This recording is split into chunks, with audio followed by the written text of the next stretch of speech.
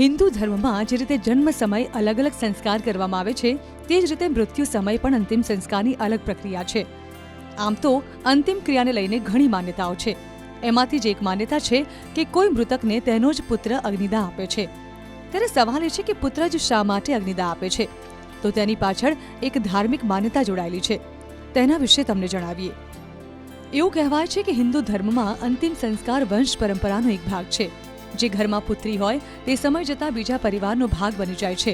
એટલા માટે તેના દ્વારા મુખાગ્નિ આપવામાં નથી આવતી. જો કે સમય બદલાતા જે ઘરમાં પુત્ર અથવા તો અન્ય કોઈ મુખાગ્નિ આપી શકે તેવું ન હોય તો પુત્રીઓ પણ અંતિમ સંસ્કાર કરે છે. શાસ્ત્રો દ્વારા જણાવાયું છે કે પુત્ર શબ્દ 2 અક્ષરથી બનેલો છે, જેમાં પૂનો અર્થ છે નરક અને ત્રનો અર્થ છે ત્રાણ.